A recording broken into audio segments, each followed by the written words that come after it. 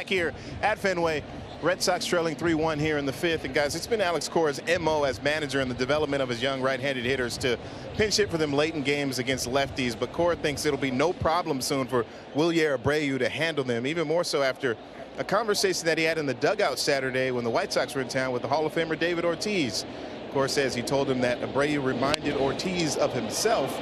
Great swing, strong, but also not knowing how to tone down his swing early on. Everything was 100%, but when he learned that the skill, he was able to make much more contact, be better at hitting balls like that. Cora said that it was a good conversation, and when Abreu learns that, he'll be okay. You mentioned today that Wilyer is a good all-around player. He'll hit for power, steal bases, and probably win a Gold Glove in left field, as you guys mentioned, at some point during his career. Yeah, I love it. You know, there's a lot of things that David Ortiz can teach, and a lot of it has to do with the fact that got to see him at his lowest point.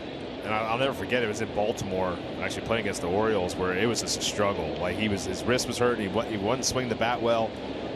And the talking point was utilize the other field more, David. When you start allowing yourself to get the base hits to left field, moving the ball over that direction, and then when you get those good, take your shots to right field with your homers.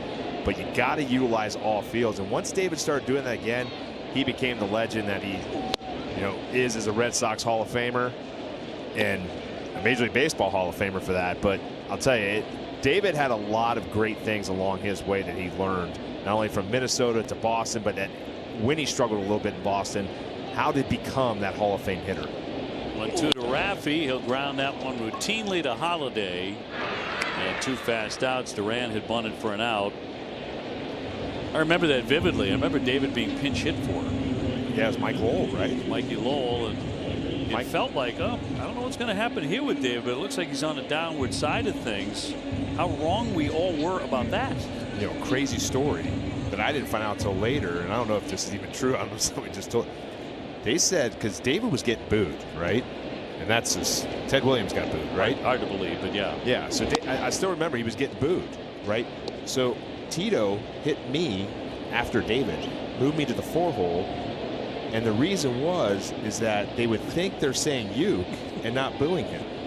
It's kind of brilliant. And I was like, that is why Tito was such a great manager. I heard that story. We got to ask Tito about that, but it makes sense in a lot of ways to gain confidence in your players where they're not feeling that. That's a great idea. I want to know if it's true. This is another one. Like, I want to ask Alex Cora about this. Did Chris Sale warm himself up in the 7th game or in the last game of the World Series, or when he got the strikeout of Manny Machado, or did Alex Cora tell him you warm up? Knowing Chris Sale, he was like, I'm taking this ball. You better put me in. That's the story I heard, is that he didn't wait for anyone to say you go warm up. He said, I want the ball. They started the season, I'm going to end the season. Well, it's also too, he's used to that role. That's what he was in the bullpen to start with the White Sox. To ground ball again to second, scooped up by Holiday. That's a 1-2-3.